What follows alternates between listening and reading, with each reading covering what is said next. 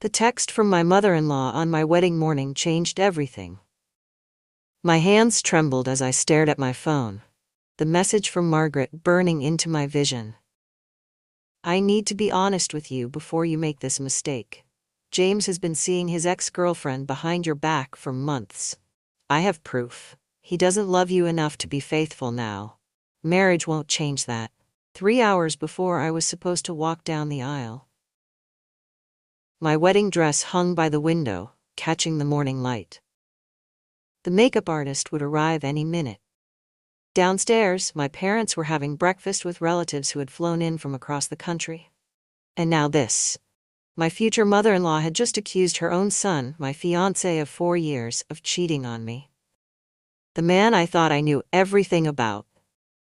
I had exactly 180 minutes to decide whether to confront James, call off the wedding, or walk down that aisle pretending I'd never seen this message. James and I met during my final year of college. He was the quiet, thoughtful type who worked as an architectural engineer. The perfect balance to my more outgoing personality. Our first date lasted 6 hours, just talking at a coffee shop until they closed. By our third date, I knew he was different from anyone I'd dated before.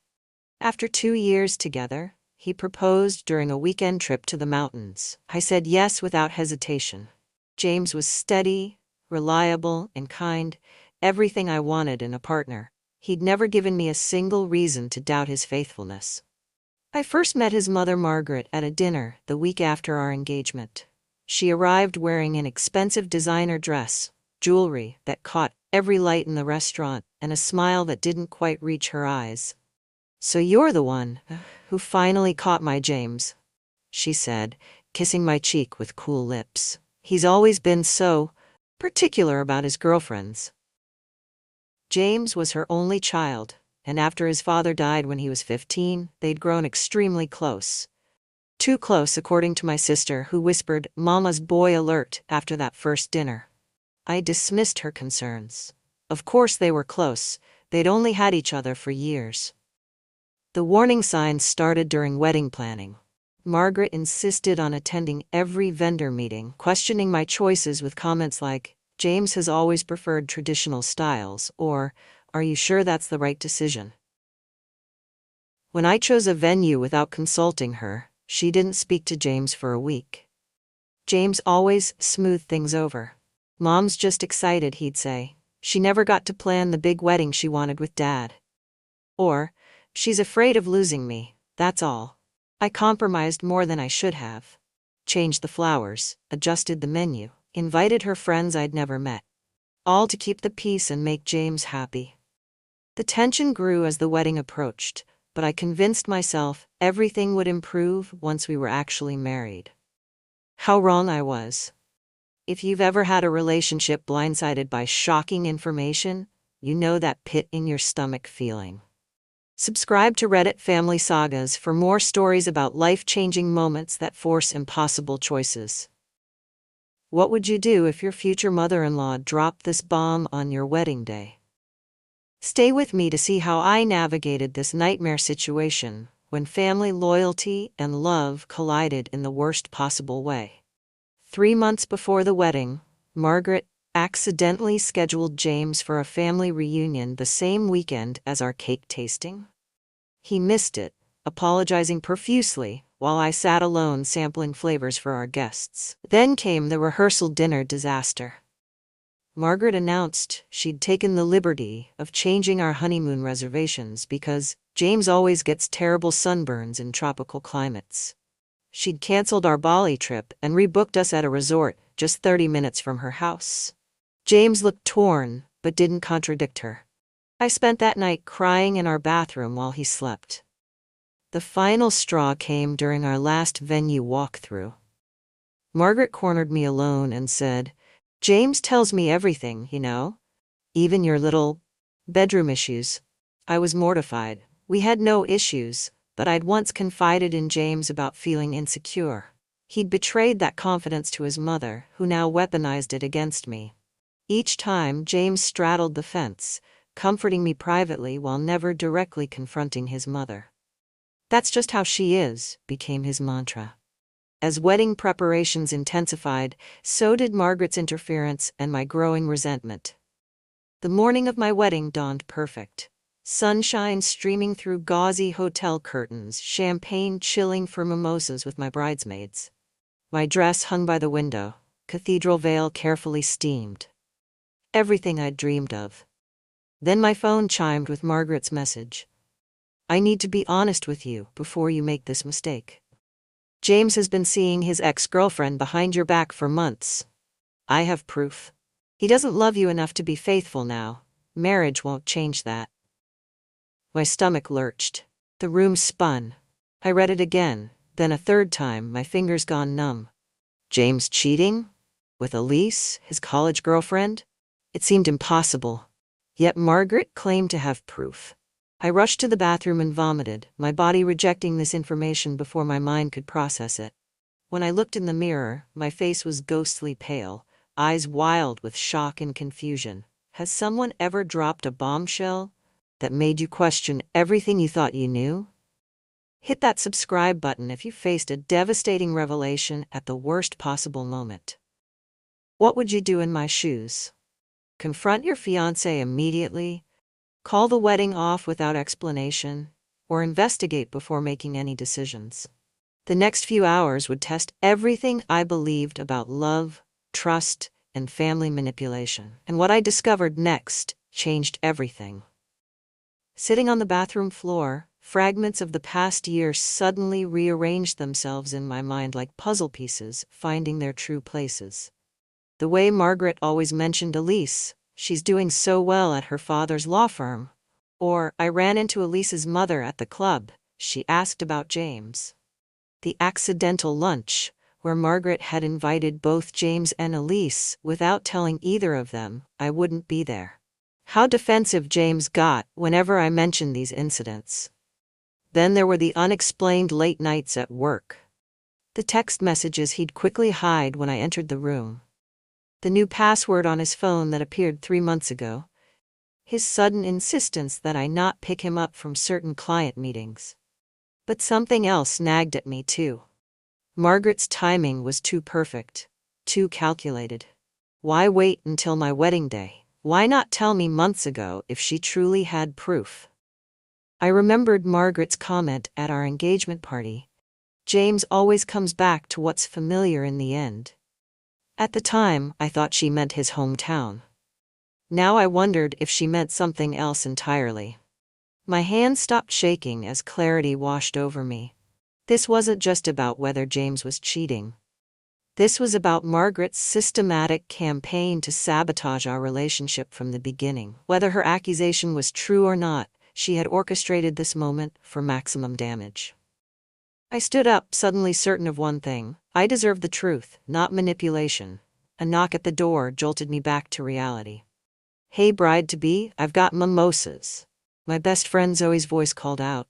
When she saw my face, the champagne glasses nearly slipped from her hands. "What happened?" I wordlessly showed her the text. Her eyes widened, then narrowed. "That manipulative witch," Zoe muttered. "This reeks of desperation." "But what if it's true?" My voice cracked. Zoe sat beside me, taking my hands in hers. "Listen to me. Either way, you need to talk to James before you walk down that aisle. If he's cheating, you deserve to know. But if Margaret is lying to sabotage your wedding day..." She paused. This is exactly the kind of nuclear option someone would use when they're losing control. She was right. I couldn't make this decision based on a text message, especially one from a woman who had consistently tried to come between us. "I'll get him," Zoe said. "No ceremony until you get answers." 20 minutes later, I stood outside James's preparation room, my wedding dress replaced with jeans and a t-shirt. My heart hammered as I knocked. James opened the door, handsome in his half-buttoned tuxedo shirt. His smile vanished when he saw my face. "What's wrong? Why aren't you dressed?" I held up my phone. "Your mother sent me this." The color drained from his face as he read the message. His hands trembled slightly, the same tremor I'd noticed whenever he confronted difficult situations. "This is insane," he whispered. "I haven't been seeing Elise." Then why does your mother think you have? He ran his hands through his hair. Because she wants to believe it. She's always thought Elise and I should end up together. Do you have any contact with Elise? I demanded. His hesitation told me everything. We've met for coffee a few times, he admitted. Mom arranged it. I didn't tell you because I knew how it would look. His best man appeared in the doorway, then quickly retreated when he sensed the tension. So you've been secretly meeting your ex-girlfriend at your mother's arrangement, and you didn't think that was worth mentioning? My voice rose. What else haven't you told me? Nothing happened with Elise, James insisted. Mom's just trying to... To what? Ruin our wedding day? Why would your mother lie about something this serious? His eyes dropped to the floor. Because she's afraid of losing me. James sank onto a nearby chair. After Dad died, Mom made me promise I'd never leave her. I was 15, grieving. I would have promised anything. The pieces clicked into place. Margaret's excessive involvement, James's reluctance to contradict her, the constant boundary violations. She's been sabotaging us from the beginning, I said quietly. And you've let her. I've tried to balance. Balance, I interrupted. There is no balance when it comes to loyalty in a marriage, James. The door burst open. Margaret stood there, elegant in her mother-of-the-groom dress, eyes wild with panic. What have you done? She demanded, looking at me. Why aren't you dressed? The guests are arriving. James stood. Mom, why did you tell her I was cheating with Elise? Margaret's composure cracked. I was protecting you. She's not right for you. She'll take you away from me. By lying? James's voice hardened. It wasn't entirely a lie, Margaret sniffed. You have been seeing Elise. For coffee, Mom. Coffee you arranged. Margaret turned to me. He belongs with someone who understands our family, our history. You've always been an outsider pushing your way in. That's enough, James said, his voice stronger than I'd ever heard it. You crossed a line, Mom. Margaret's face crumpled. Everything I've done has been for you.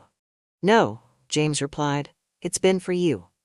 I looked between them, the man I loved and the woman who had tried to destroy our happiness.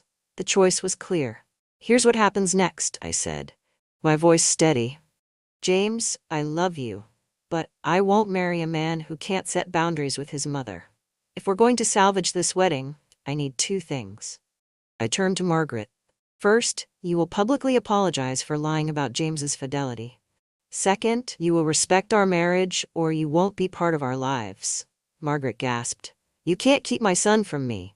She's not, James interjected. I am. If you can't respect my relationship, that's your choice. Margaret's eyes filled with tears. You don't mean that. I do, James said, taking my hand. I love you, Mom, but I choose my future wife. Margaret stared at our joined hands, then at her son's resolute face. Something shifted in her expression, the realization that her manipulation had backfired completely. I need time to think, she whispered, backing toward the door. Take all the time you need, James replied. The wedding starts in 2 hours, with or without you. The next hour passed in a blur. James and I agreed to proceed with the ceremony, while Zoe and his best man ran interference, explaining our delayed start as technical difficulties. Margaret disappeared for an hour, then returned with red-rimmed eyes. She approached me in the bridal suite where I was finally getting ready. I was wrong, she said stiffly. James never cheated. I was afraid. It wasn't a warm apology, but it was a start. The ceremony began 30 minutes late. As I walked down the aisle, I saw Margaret sitting alone in the front row, her expression a complex mixture of resignation and grief. James's eyes never left mine as I approached. When he took my hands, he whispered, "Thank you for fighting for us." We exchanged vows with a deeper understanding of what, for better or worse, truly meant. Our marriage had faced its first test before it even began. Family loyalty can be complicated, especially when it's used as a weapon against your relationship. If you've ever had to choose between peace and boundaries, give this video a like. Have you ever had to confront toxic behavior from someone you love? The hardest part of our story wasn't the confrontation, it was what came after. Stay with me to see how we rebuilt trust and redefined family in the aftermath of our wedding day drama. 6 months after our wedding, James and I sat across from Margaret at a restaurant for our monthly dinner. A new tradition born from necessity and hope. The road hadn't been easy. After our honeymoon, James started therapy to address his codependent relationship with his mother. I joined him for some sessions, learning how grief had twisted their bond into something unhealthy. Margaret initially resisted change. She forgot boundaries, created emergencies to test James's loyalty, and once showed up unannounced at our home with a spare key she shouldn't have had. Each violation required a consequence: a week without contact, a missed family dinner, a firm reminder of our expectations. Slowly, painfully, she began to understand we were serious. The turning point came 3 months in, when Margaret met another widow in her community garden club. As she developed friendships and interests outside her relationship with James, her desperate grip on him loosened. "I've signed up for a painting class," she mentioned during dinner, something like pride in her voice, "and I'm thinking of renovating the guest room." James squeezed my hand under the table. Progress. Our marriage grew stronger through the challenge. James learned to prioritize our relationship without abandoning his mother. I learned patience and compassion for a woman whose fear of loneliness had driven her to desperate measures. "We're thinking of starting a family next year," James told his mother as dessert arrived. I held my breath, waiting for her reaction. The old Margaret would have panicked at the thought of sharing James's attention with children. She smiled, a genuine smile that reached her eyes. "I'd like that. I promise not to interfere with your parenting." She paused. "Unless you ask for my advice, of course." We all laughed, the tension of the past dissolving a little more. That night, James held me close. "Thank you for not giving up on us that day." "Which part of us?" I asked. "You and me, or the three of us?" "All of us," he said. "Family is worth fighting for, the right way." If this story of confronting manipulation and rebuilding family bonds resonated with you, please subscribe to Reddit Family Sagas for more journeys through complicated relationships. Every family has its challenges, but it's how we face them that defines us. Have you ever had to set difficult boundaries with someone you love? How did you balance compassion with self-respect? Share your experience in the comments below. Your story might help someone else find the courage to address toxic patterns in their own relationships. And remember, sometimes the hardest conversations lead to the healthiest connections.